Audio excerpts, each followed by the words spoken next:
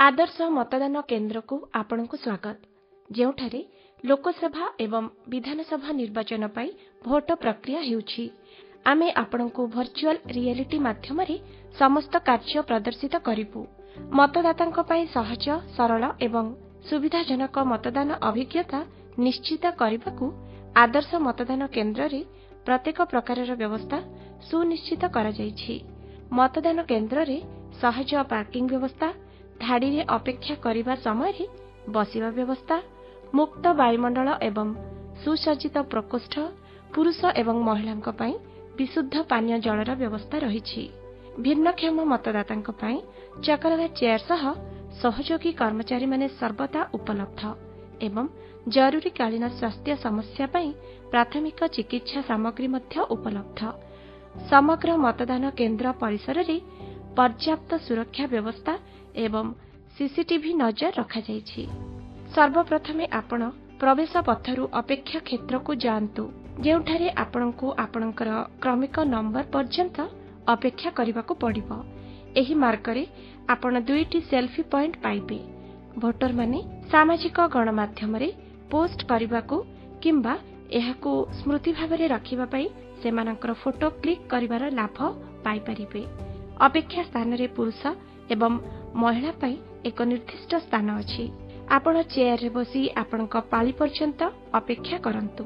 एहा एक आदर्श मतदान केन्द्र जेउठारे समस्त मतदान पई नियुक्त कर्मचारी महिला अटंती। एही केन्द्र गुड़िक सखी मतदान केन्द्र भाबरे मध्य जणाशुना। आपणक पाली पड़िबा मात्रे आपण भोटिंग कंपार्टमेंट जांतु, जेउठारे जणे प्रिजाइडिंग ऑफिसरଙ୍କ समेत 5 जण मतदान अधिकारी एवं अन्य कोणरे प्रत्येक दलर मतदान एजेंट उपस्थित रहिछंती। एही मतदान एजेंट मानकर मुख्य कार्य होछि मतदातांको चिन्हट करिबा। प्रथम पर्याय रे आपणकर भोटर परिचय पत्र एवं नाम अधिकारी नंबर 1 द्वारा भोटर तालिका माध्यम रे जांच करा जिवो। आपणक नाम भोटर तालिका रे रहिबा बाध्यतामूलक, नचेत आपण मतदान करि परिबे नाही। एही आधार रे सेठारे थिबा द्वितीय पर्यायर अधिकारी क्रमिक नंबर 2 द्वारा आपणक स्वाक्षर निया जिवो एवं बाम हातर बिसी आंगुठी रे अलिभा काली लगा जिवो। परवर्ती पदक्षेप रे अधिकारी नंबर 3 भोटरंकु दुईटी चिरकुट लोकसभा निर्वाचन पई धळा एवं विधानसभा निर्वाचन पई गोलापी देइथांती एवं ईवीएम मेसिन रो बटन दबाई मेसिन को सक्रिय करिथांती। वर्तमान भोट देबाको आपण प्रथमे लोकसभा निर्वाचन पई भोटिंग कंपार्टमेंट 1 रे भोट देबे, जेउठारे धळा रंगर चिन्ह दिया जिवो।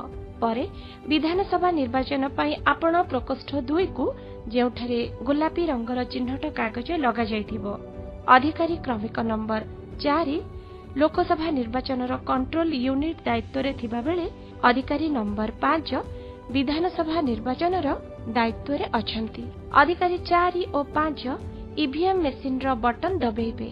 अंतिम पर्याय रे आपण बैलेट यूनिट मेसिन रे चिन्हित प्रार्थीक सामना रे थिबा बटन दबाई निजर मतदान करंतु। बटन दबाइबा बेले एक शब्द सुना जिवो एवं आपणकर मतदान लिपिबद्ध होई रहिबो। उभय भोट देबा परे आपण आपणकर भोट सठिक प्रार्थी को जाइछे कि नै ताहा निश्चित करबाकू आपण वीवीपैट मेसिन माध्यम रे देखा जाउथिबा चिरकुट द्वारा जांच करि परिबे। आपण प्रस्थान द्वारा देई बाहर को जाई परिबे। एही परि भाबरे आपणकर भोट प्रक्रिया समाप्त हुए। भोट देई आपण देशर विकास दिगरे सबुठारु गुरुत्वपूर्ण अवदान देइछंती। जणे दायित्ववान नागरिक भाबरे आपण जानिथिबा लोकंको उत्साहित करिबा सह देश प्रगतिर एक अंश हेबा आमर कर्तव्य।